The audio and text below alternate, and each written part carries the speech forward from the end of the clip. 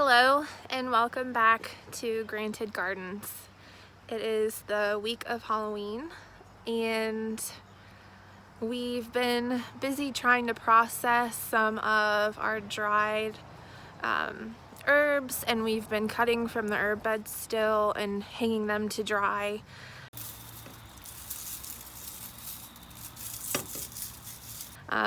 We're going through more construction on the house, so we've officially started taking down walls in the kitchen. So hopefully I'll get a video up of that so you guys can see that. I've done some videos in the kitchen, so you kind of knew what it looked like before. But it's pretty exciting. It's just been keeping us really busy, and we haven't been very attentive to making videos. So today I thought that I would just kind of walk around a little bit in the garden so you can see what's left. I haven't been down to the vegetable garden in a couple days, so I want to go take a look at that. And then I thought that I would take you someplace new on the property today, and that is through our woods in the backyard. This, I think, is the perfect day to do it because I believe we are at our peak of all the colors changing on the leaves. I don't think it's going to get any better than this. At this point, they're all going to start falling off. So you can kind of see, there we go. You can kind of see the leaves behind me. A lot of them have started to fall. But I think this is going to be about the prettiest that we get. So I'm going to take you through a walk through the woods today. Let's go check it out. Here's a peek at the garden.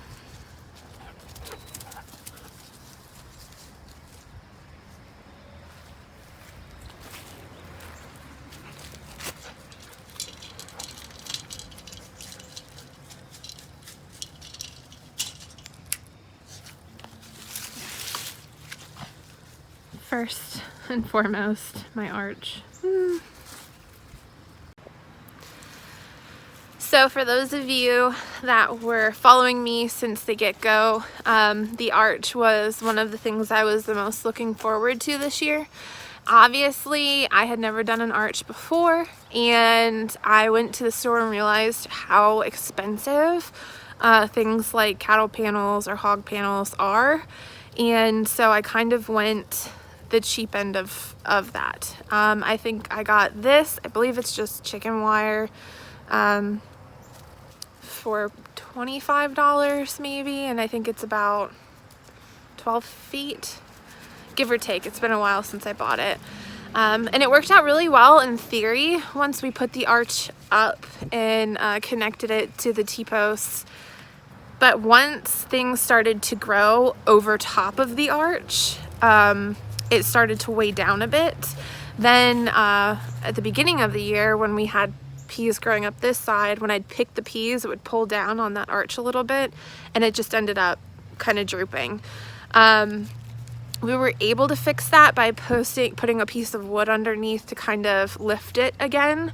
But then when I did the fall garden, I put peas on this side, and the wind has obviously picked up quite a bit with things cooling off, and it's just completely pushed over the entire arch. So the arch will not look like this next year. We are going to use different material for the arch, which we already have. You probably have seen them. They're rolled up over here. We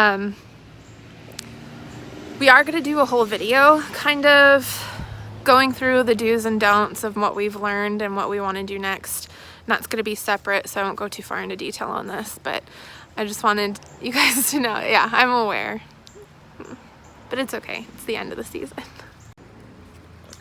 So just peeking through here, the peppers, these are peppers, they're hot peppers that Tyler grew last year that we just had an abundance of them. And so for like the fall, I was like, oh, we should plant some of these again, like just to have the color and just to have some food, a few fresh peppers coming along. And so we've used the seeds from what we dried last year, and we obviously got a bunch of plants out of it, and they're all doing really well. They're all doing really well. And the truth behind this is that we ground up so many of those peppers last year, and we still have the dry ground up stuff that we use pretty regularly. I love using it. I use it all the time.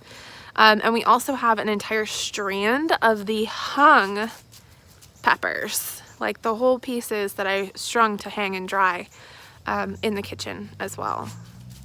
We really don't need any more of these, but I just wanted to because they're pretty, and I don't know, we'll find a use for them. I forgot my basket. But let's see, there's not much left on the cucamelons. There's flowers on here still though. Can you believe that? Look at this.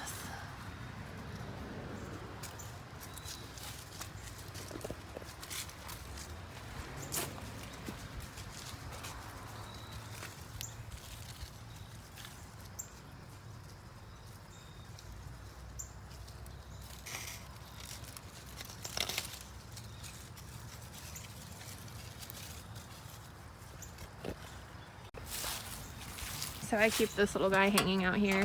He's my basket for when I forget to bring out my basket. So I'll fill him up about as much as he can take before I actually walk my way back into the house to get the basket.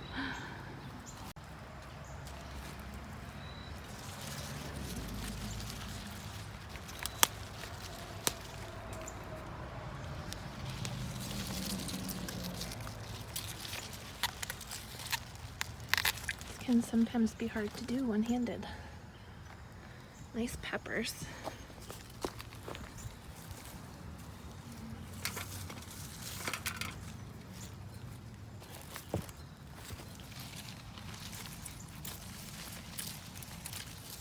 Mad Hatter.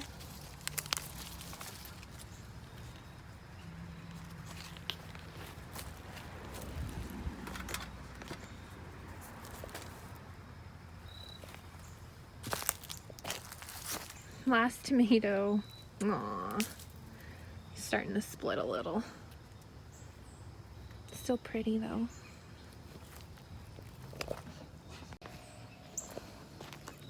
My tiny basket is getting over full. I'm gonna have to go get the actual basket. So, I heard from somebody else on YouTube, I believe it was, or it might have been someone that was commenting on one of our Facebook channels that we follow, Facebook pages, that it is true if you leave a cucamelon plant, just cut it back a little bit, that it'll come back the next year. Is that true? Does anybody know for sure? Can somebody verify that information for me? I got my big basket, but I realized I had to stop here first. Look at this, they're all over the floor.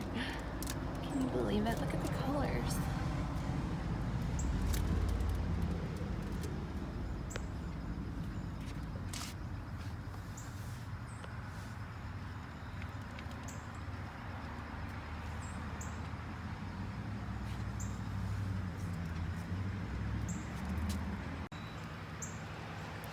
So this tomato plant is a Juliet tomato plant. And if you follow the videos, you know that at the beginning of the spring we planted 2 tomato plants in this great big pot here.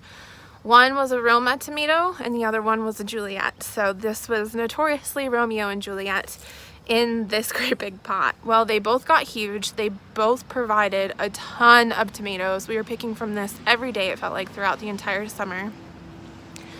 Romeo died off, so we pulled him out. But Juliet, she has just kept going and going and going, and we are still, it's the end of October and we are still pulling tomatoes off of this tomato plant, and there's still flowers. Like, she's still going hard. So love this tomato plant, it's awesome. Let's see if I can grab a tomato here. So they're smaller tomatoes, kind of between a cherry and a Roma, to be honest, but they taste a lot like Roma tomatoes, I think. Maybe just a little sweeter. While we're up here, I just have to show you my lettuce too, real quick. Check this out.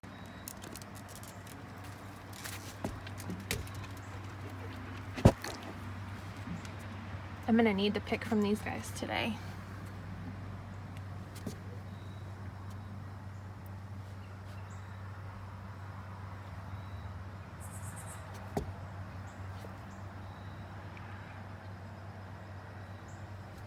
Aren't they beautiful? More over here. I've been picking from these most recently, so. But delicious, beautiful. I love having my own lettuce at home. All right, we're back in the garden. You guys saw how the arch was caving.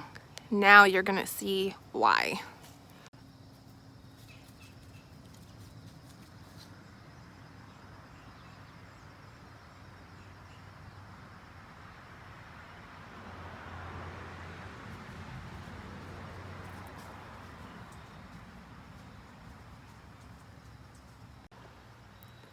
Check out all of these peas. I love these peas. Unfortunately, I think I got them from the dollar store, and if I remember correctly, I think they were just labeled garden peas. Like, there was nothing really specific about them. But just look at how many there are. It's amazing, and they're delicious. Delicious. Now, I will tell you what I've learned about these peas as far as what I like the best. So I've noticed when they start out, the peas are very, very flat. They're very thin. As they get to the point where they start to mature, they bubble up a little bit. So they get juicier, they get thicker. The actual peas inside, you can see the grooves, the edges through the top skin of the formation of those peas. Just when they're plump is the best time to pick them. But you don't want to let them go too long. If you let them go too long, they're not quite as sweet. So I'll show you some pictures of what I look for when I'm picking my peas. All right, let's see. So here you can see this is a very baby pea, very baby. He's still got the flower attached to him, but see how thin he is? He's very thin, so he's not ready. Take it a step the next direction here, right next to him. Much larger, but again, very thin. You can't really see the formation of the peas in the pod. This is not ready quite yet. Now, an example of a good one, ooh, down here. Let's see if I can get these guys on video. These guys are good. You can see how much fatter they are in comparison. Now, they do get fatter than this, much wider, where you can actually see the ridges of the peas, but this one I think is about perfect for me. So let's see the difference. You can see the difference now next to one another. The difference between when I wouldn't pick them and when I would. Now, if you let them go too long, they'll get to look something like this, where he's starting to turn brown. He is very, very wide. So here's the one again that I said I would pick and eat. You can see the color change and how much wider he is in comparison. This one I'm probably gonna just go ahead and leave on the vine, let him dry out, and I'll save him for seeds for next year. Now, another thing that I've learned about pea plants is that they get this kind of mold or mildew to them, powdery white mildew. I've treated this plant already a couple of weeks ago. It was really bad. It was completely covered. I treated this plant with something that I found online. So it's just 1 part milk, 1 part whole milk, and 2 parts water. And you mix it up and you just spray it on, and it literally disappeared overnight. So I'll go ahead and treat these probably tonight, because we're weather now this time of year. You never know. But I'm gonna go ahead and treat these guys tonight with that. So again, it's just 1 part whole milk, 2 parts water, mix it up, spray it on. One more thing I wanted to show you guys. My bean plants have not done quite as well in the fall. I just didn't get that many out of them. The flowers are all gone at this point. There's a few beans left. I think we may have gotten a handful of beans off of these bushes. They just didn't do too well in the fall. But this one bush created 1 bean. That's it. The entire fall season, one bean, no flowers left, it's done. But I want to show you this bean. Check that out. Isn't that crazy?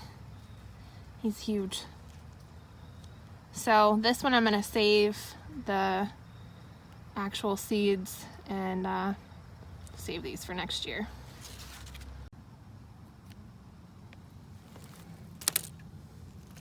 Pretty good haul of peas. 1 or 2 beans. Amazing. Alright, so without further ado, I'm going to take you back through the woods. My battery's dying, but I really want to get back here before it gets too dark so that you can see the colors. So let's go check it out.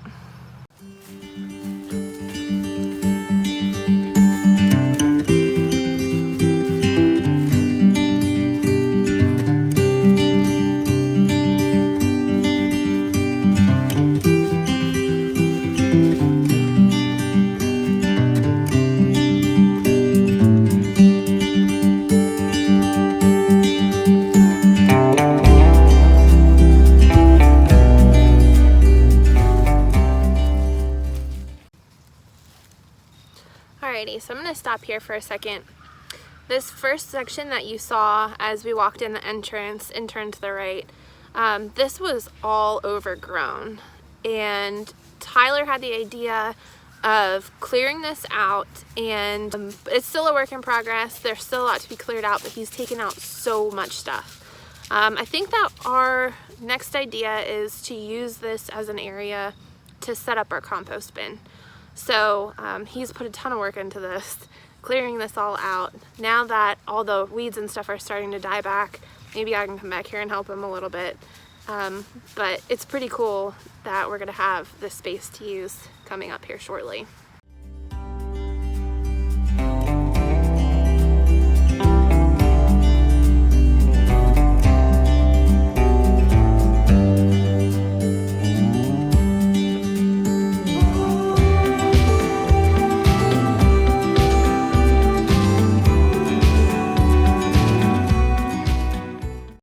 Now this area here is the first initial clearing that we had before Tyler cleared out that first section. It was probably about 3 years ago. The power line people came through and said that they needed to trim some of the branches to our trees in the woods for the power line. And the day that they came, I came back here and this entire space was totally cleared out. This was all woods. There was no clearing here initially, and when I saw it, I was absolutely devastated. I was really angry that they took out so much. Since then, I have done some work back here myself, and once I realized that this was already cleared, I figured I would continue to clear it and try and make something of this space back here. Again, it's a work in progress, but that year I did come back and with just a small rake and my hands cleared out all the underbrush under here. So we do have a nice open space. The fun part of it all is this little tree right here behind me. That was the only tree that they left. And as I was clearing out back here, I decided I was going to keep this tree. And this tree has a special meaning to me now. But he's actually gotten quite a bit bigger.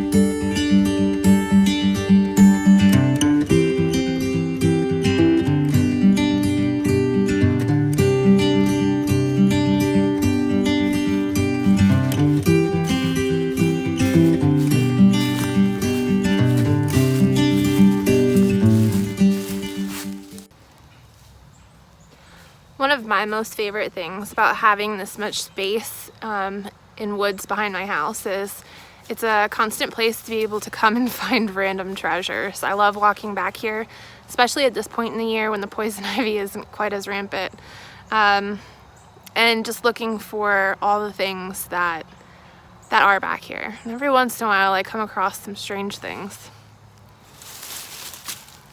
like this chain. This thing goes well into the ground. I have no idea how old this is, but it's probably been here for a while. But we're gonna just move it out of the walkway so no one trips on it.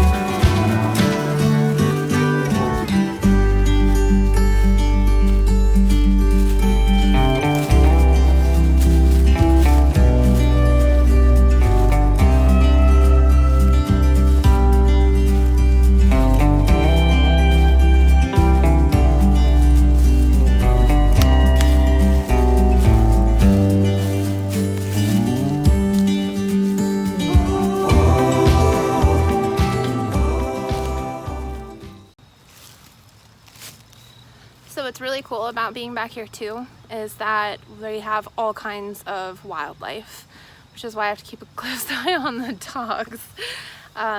We had seen fox dens back here, deer galore. There's deer out here like every single day, just herds of deer. What else? Possums, woodpeckers, birds like crazy, snakes. All kinds of stuff. But it's really cool to just be able to sit out on the back porch and just have all this right here, you know, and get to watch all of the critters. It's even more fun to have this space to walk through. I love that my parents actually are the ones that initially cut out this pathway through the woods, and I love it. We love coming back here and walking the dogs, or just taking a little bit of a walk, just to get out in the fresh air and not really have to go too far to do it. So we love it.